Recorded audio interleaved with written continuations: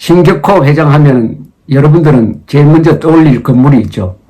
롯데 호텔, 그보다 더 높은 550m 높이의 잠실 롯데타워, 롯데백화점, 여러 다방면에 걸쳐서 성공한 기업입니다.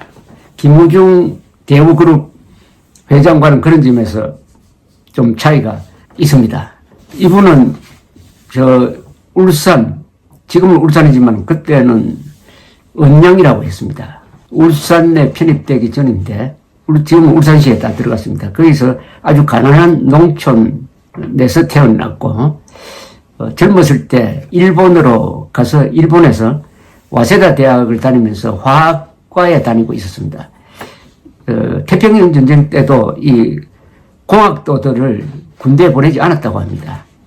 그래서 거기서 이제 자그마한 사업을 시작을 했는데 롯데껌으로 이제 돈을 본격적으로 벌기 시작했는데 이 신격호 회장과 그분 동생 되시는 신라면으로 유명한 신춘호 회장 두 분은 장명의 천재입니다. 이분이 어떻게 장명을 잘 짓느냐. 롯데껌의 성공 비결은 롯데껌을 선전할 때 일본말로 구치노 나카노 고이비토 입안의 연인이라고 장명을 하고 롯데라는 이것도 젊은 베르테르의 슬픔에서 그 주인공의 이름을 따와서 롯데를 샬롯테에서 롯데를 따왔습니다. 그래서 이 장명에 아주 귀재입니다.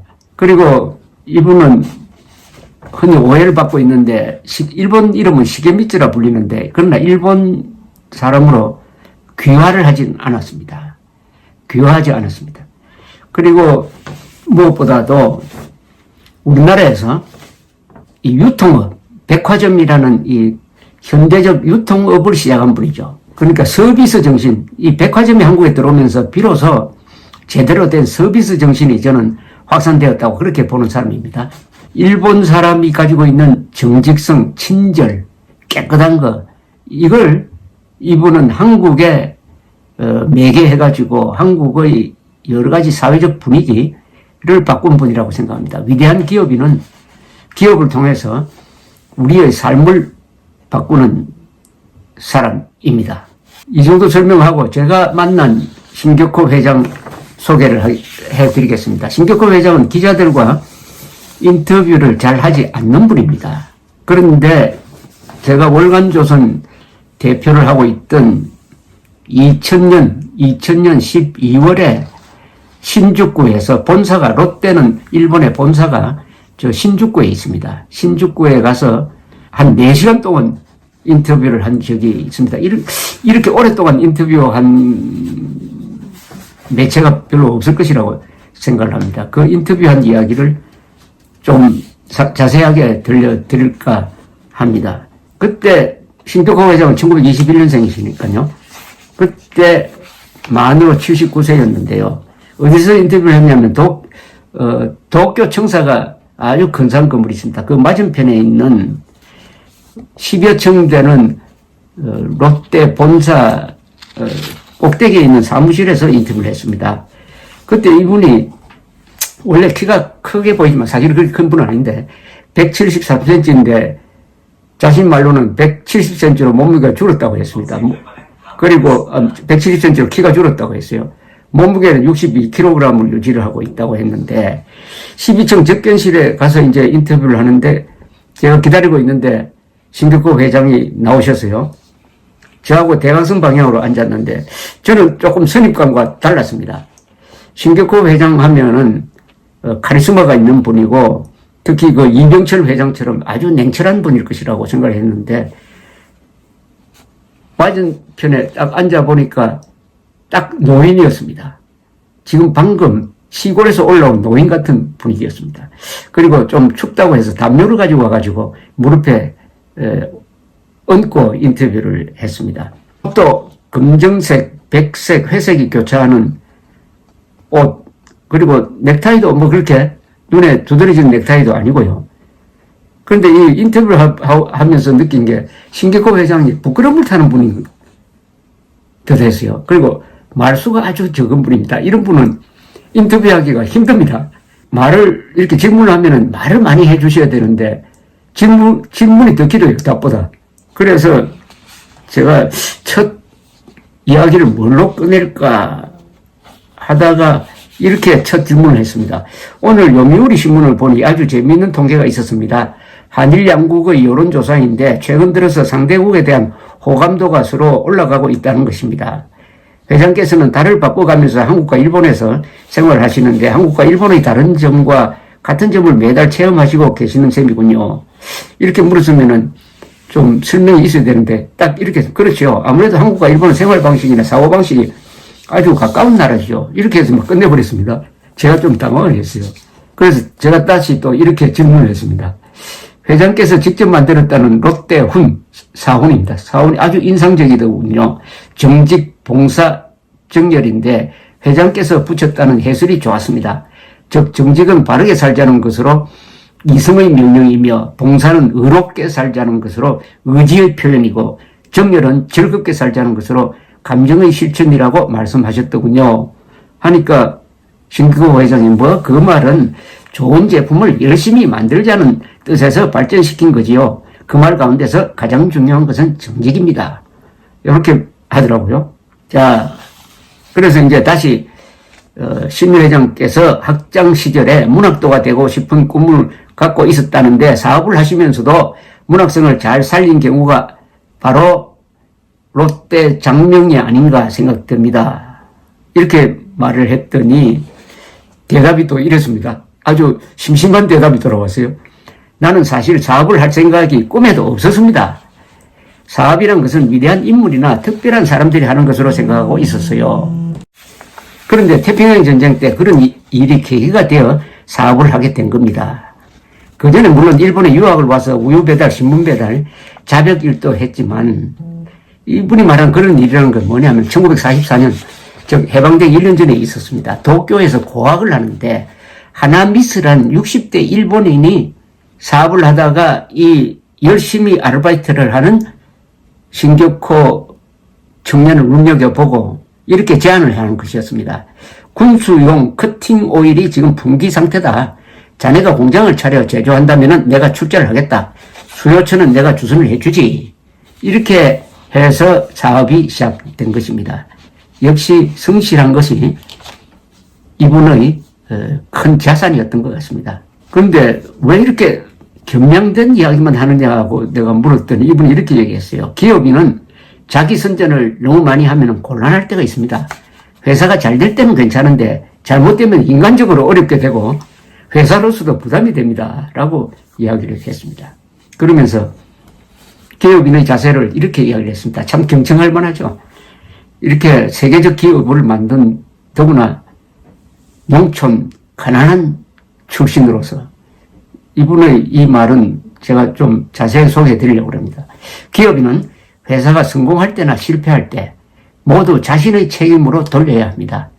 자신의 책임이라고 생각하면 신중해지고 보수적이 되죠. 다는 아니지만 대부분의 일본 기업인이 신중하게 경영합니다. 나도 그렇게 하다가 보니까 빚을 많이 쓰지 않게 된 것입니다. 한국 기업인은 반대로 과감하기는 한데 무모할 때도 있습니다. 어느 재벌 회장이 몇 년 전에 저를 만나더니 이런 말을 하더군요. 내가 빚을 많이 가지고 있지만 은행 혹은 당국에서 부도를 내게 하지 않을 것이다. 우리가 진 은행 빚을 정부에서 출자금으로 전환해 주면은 정부에도 많은 이익이 돌아갈 것이므로 정부에서는 부도가 낼 이유가 없을 것이다. 나는 솔직히 놀랐습니다. 신규호 회장의 이야기입니다.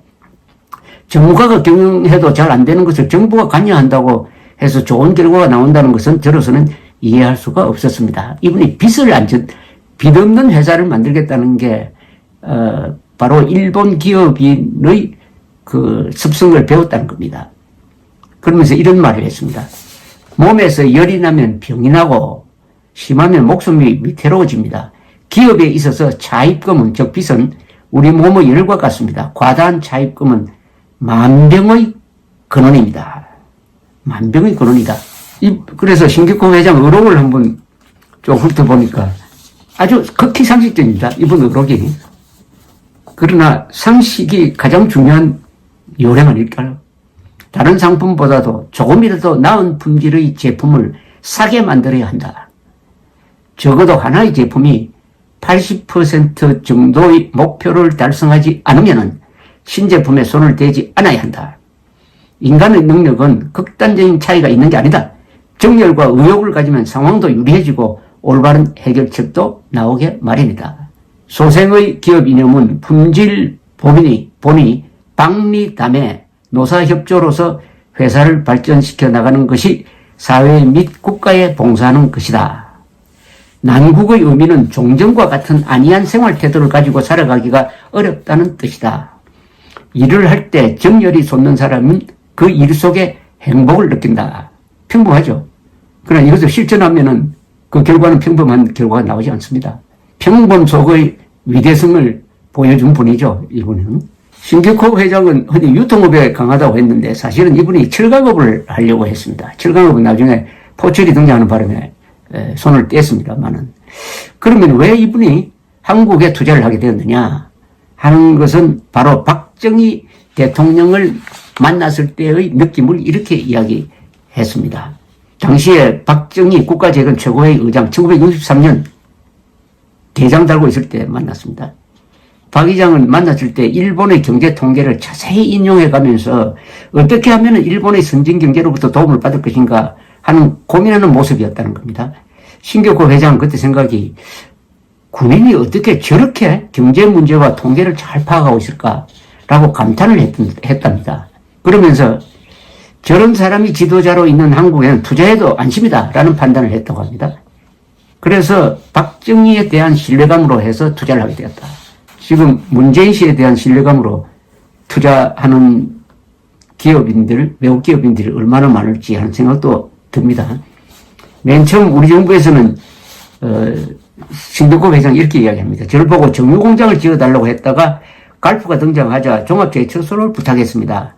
저는 1년 반 동안 일본 내 후지 제철소의 도움을 받아 설계도를 만들었습니다. 연간 100만 톤 생산 규모로 설계하여 총 투자가 1억 달러가 소요될 계획이었습니다. 그중 3천만 달러는 제가 출자를 하고 나머지 7천만 달러는 일본에서 차관 등을 통하여 도입을 해가지고 건설을 하는 것으로 하였습니다. 그러나 우리 정부 태도가 바뀌어가지고 정부가 직접 하겠다고 하더군요. 외환위기 이후 공기업 민영화가 거론될 때 포항제철을 롯데가 인수하는 것을 검토해 본 적이 있습니다만 여러 가지 제한이 많아서 중단되었습니다. 이 제철업을 했다면 또한 잘했을 것이라는 생각도 듭니다.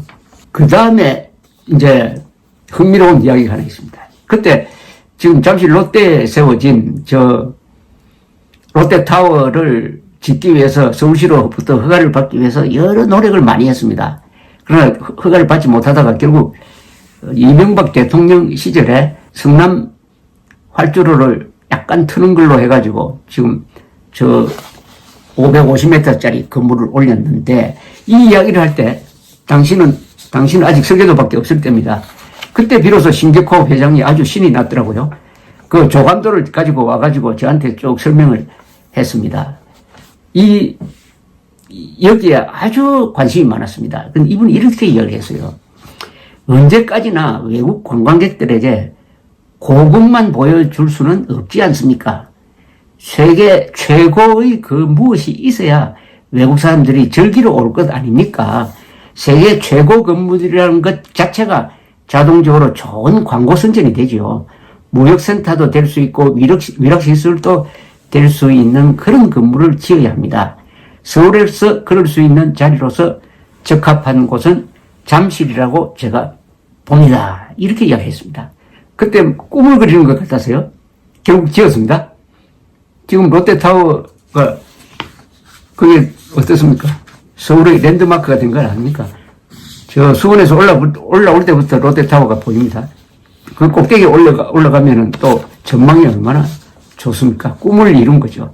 롯데타워란 꿈을 이루었다. 거기 저도 몇 번 가면서 갈 때마다 언제까지 고국만 보여주느냐. 이렇게 멋진 건물을 지어가지고 당대의 건물로서 승부를 봐야 될 것 아니냐 하던 그 말이 제 귀에 쟁쟁합니다. 또 옛날 이야기로 돌아갔는데 이 신격호 회장하고 이제 인터뷰를 하다가 점심을 먹으러 갔습니다. 가서 힐튼 호텔, 신주쿠에 있는 힐튼 호텔로 가서 양식당에서 먹었는데, 일제시대 때 이분이 경험했던 배고픔을 절실하게 이야기를 했습니다. 배가 고프니까 먹을 것밖에는 다른 생각이 나지 않았습니다. 어떻게 하면 배부르게 먹을 수 있을까 하는 궁리만 하게 되니까 도저히 정상적인 사고가 불가능해졌습니다. 이거 군대에 가서 훈련 받을 때 여러분들 경험하면은 바로 이해가 가실 겁니다. 그런 배고픔을 경험한 분이죠. 그런데 그럼 어떻게 배고픔에서 문학지망이 생겼습니다. 이분이 소설을 쓰고 싶었다고 합니다. 그런데 일본인이 이분한테 은혜를 베푼 거죠. 그런 건 어떻게 된 거냐? 그 일본인의 신용을 얻은 것은 내가 무엇이든 성심성의를 다했기 때문에 상대방이 그렇게 느꼈던 것이 아닌가 생각합니다. 이 정도로 설명을 했습니다. 이 롯데호텔 이야기는 이렇습니다. 박 대통령이 어느 날 나를 청와대로 불러서 관광공사가 운영하고 있는 반도호텔과 워커힐이 적자가 크다면서 민간인이 하는 것이 바람직하겠다. 이 박정희 대통령은 국가 주도의 경제 개발을 성공시켰지만은 항상 민간인들이 자율적으로 하는 게 훨씬 더 유리하다 해서 이 민간의 자율성을 매우 소중하게 여겼던 겁니다. 그때 벌써 이거는 민영화해야 되겠다는 생각을 했다는 겁니다. 저는 호텔 경영에 대해서는 경험도 없었고 생각한 적이 없었기에 반도 호텔만을 인수하기로 하였습니다. 그것을 계기로 새 호텔을 짓게 되었습니다. 그런데 38층짜리 호텔을 한참 올리고 있는데 대통령 경호실에서 호텔에서 청와대가 보이게 된다면서 18층까지만 지으라고 했습니다. 차일철 경호실장이 그렇게 이야기했다고 합니다. 38층을 기준으로 하여 만들고 있는 건물을 어떻게 반토막 낼 수 있겠습니까? 기술적으로 불가능했지요. 그래서 제가 청와대와 당시 김종필 국무총리에게 진정을 하여 본 계획대로 38층짜리를 만들게 되었습니다. 그때만 해도 이 보안이 아주 중요했습니다. 지금 롯데호텔 꼭대기에 올라가 보면 청와대가 마주 보이지 않습니까? 그러면서 이병철 회장이 한번 롯데호텔을 구경하고 와서는 아주 감탄을 하면서 신라호텔도 좀 배울 게 있다라고 했다는 이야기를 저한테 전해주었습니다. 그리고 신격호 회장 이분은 저녁이 되면은 자신이 직접 운전을 합니다. 대재벌 회장이 저녁 먹으러 갈 때는 운전사를 보내고 직접 운전한다고 했습니다. 아주 일본식으로 단출하게 사는 사람이었습니다. 그리고 한국에 왔을 때도 아주 옷도 수더분하게 입으면서 이렇게 롯데호텔 같은 데를 이렇게 두리번 돌아다니면은 보통 직원들은 저 사람이 누군지 잘 몰랐다고 합니다. 이렇게 남을 데리고 다닌다든지 하는 이런 좀 딱딱한 격식을 매우 싫어하고 여행할 때도 아무도 안 데리고 다니는 사람이라고 합니다. 그러니까 이 보니까 생활 태도가 일본 사람과 같은, 일본에서 오래 살다 보니까 일본 사람의 그 정직성, 친절성 이런 것이 몸에 배인 분이라는 것을 저는 느꼈습니다. 그러면서 일본과 한국의 기업인의 차이를 이렇게 이야기했습니다. 한국에서는 기업에 신경 쓸 곳이 많지만은 일본에서는 기업 일에만 전념할 수가 있습니다. 그러니까 일본은 기업인을 존경하는 분위기인데 한국은 대기업인을 질시하는 이런 분위기 속에서 기업을 하려니까 참 어렵다 하는 이야기를 한 게 아직도 저의 귀에 쟁쟁합니다. 신격호 회장이 이렇게 세계적 기업인으로 성공할 수 있었던 결단은 이분이 젊었을 때 고향을 떠난 사실입니다. 고향을 떠난다는 건 힘들죠. 그러나 고향을 떠났습니다. 이분이 고향 마을이 지금 경남 울산시 삼남면 둔길인데요. 왜 떠났느냐고 물어드리니까 이렇게 이야기했습니다. 마을 노인들은 너무 완고하였습니다. 젊은이들이 겨울에도 이용할 수 있는 동네 목욕탕을 만들려고 했더니 노인들이 저희들을 향해 고함을 치면서 그런 미친 짓을 하지 말라고 하는 식이었죠. 젊은 사람들이 무엇인가 새로운 것을 해보자고 하니 노인들의 권위와 영향력이 손상된다고 생각한 것입니다. 이런 마을에 계속 남아있다가는 발전이 없다고 생각해서 일본으로 건너간 것입니다. 그때 처자식을 두고 갔습니다. 큰 결단이죠. 집안도 고향도 버리고 일본으로 건너가서 일본의 고마운 사람을 만나서 그 성실한 것이 인정되는 일본에서 또 밀어주는 사람도 있고 나중에 또 정치적인 인맥도 생기고 해서 큰 기업을 만들고 그다음 박정희 대통령을 믿고 한국에 와서 그 꿈을 펼칠 수 있었다. 이런 위대한 기업인 신격호 회장, 정직, 성실, 친절을 우리 사회에 확산시킨 신격호 회장의 명복을 빕니다. 감사합니다.